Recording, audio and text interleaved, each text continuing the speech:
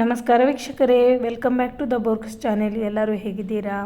ಇವತ್ತು ನಾನು ಕ್ವಿಕ್ಕಾಗಿ ಮಾಡ್ಬೋದಾದಂಥ ಮಾವ ಚಿಕ್ಕಿ ರೆಸಿಪಿನ ಹೇಳಿಕೊಡ್ತಾ ಇದ್ದೇನೆ.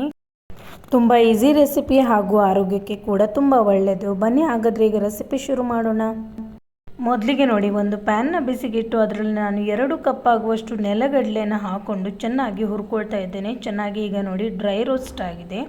ಇದನ್ನು ಒಂದು ತಟ್ಟೆಯಲ್ಲಿ ಹರಡಿಟ್ಟು ಅದು ತಣ್ಣಗಾದ ನಂತರ ಅದರ ಸಿಪ್ಪೆಗಳನ್ನೆಲ್ಲ ಸುಲಿದು ಈ ರೀತಿ ತಗೊಂಡಿಟ್ಟಿದ್ದೇನೆ.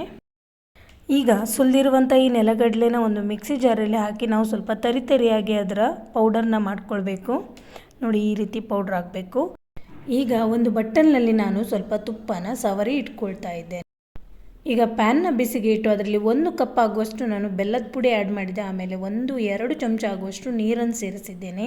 2 ಕಪ್ ನೆಲಗಡಲೆಗೆ 1 ಕಪ್ ಬೆಲ್ಲ ಹಾಕಬೇಕು, ಅದು ಕನ್ಸಿಸ್ಟೆನ್ಸಿ ಸರಿಯಾಗಿ ಬರುತ್ತೆ.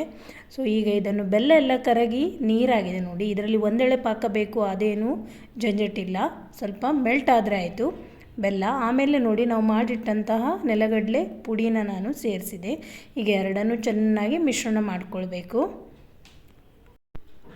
ಇದು ತುಂಬ ಸಾಫ್ಟಾಗಿ ಚೆನ್ನಾಗಿ ಬರ್ತದೆ. ಈಗ ನೋಡಿ, ಮಿಶ್ರಣವನ್ನು ನಾವು ತುಪ್ಪ ಸವರಿಟ್ಟಂಥ ತಟ್ಟೆಗೆ ಹಾಕ್ಕೊಳ್ಬೇಕು. ಆನಂತರ ಅದನ್ನು ಸ್ವಲ್ಪ ಸರಿಯಾಗಿ ಸೆಟ್ ಮಾಡಬೇಕು. ಇಲ್ಲಿ ನೀವು ಸ್ಪೂನನ್ನು ಕೂಡ ಯೂಸ್ ಮಾಡಿ ಮಾಡ್ಬೋದು.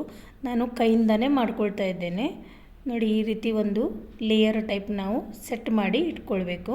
ಆನಂತರ ಅದರ ಮೇಲೆ ಸ್ವಲ್ಪ ಚಾಕುವಿನ ಸಹಾಯದಿಂದ ಕಟ್ ಮಾರ್ಕ್ ಮಾಡಿ ಇಟ್ಕೊಳ್ಬೇಕು. ಆಮೇಲೆ ಈ ಮಿಶ್ರಣ ನೋಡಿ ತಣ್ಣಗಾದ ನಂತರ ನಾವು ಇದನ್ನು ಚುಕ್ಕಿ ಆಕಾರದಲ್ಲಿ ಕಟ್ ಮಾಡಿ ತಿನ್ಬೋದು. ಇದು ತುಂಬ ಸಾಫ್ಟ್ ಆಗಿರ್ತದೆ, ರುಚಿ ಕೂಡ ಆಗಿರ್ತದೆ, ಆಮೇಲೆ ಆರೋಗ್ಯಕ್ಕೆ ಸಹ ತುಂಬ ಒಳ್ಳೆಯದು. ಸೊ ವೀಕ್ಷಕರೇ, ನೀವು ಇದನ್ನು ಟ್ರೈ ಮಾಡಿ. ನಮ್ಮ ರೆಸಿಪಿ ನಿಮಗೆ ಇಷ್ಟ ಆಗಿದ್ರೆ ಲೈಕ್, ಶೇರ್, ಕಮೆಂಟ್ ಮಾಡಿ ಹಾಗೂ ಚಾನೆಲ್ನ ಸಬ್ಸ್ಕ್ರೈಬ್ ಮಾಡೋದನ್ನು ಮರಿಬೇಡಿ. Thank you for watching.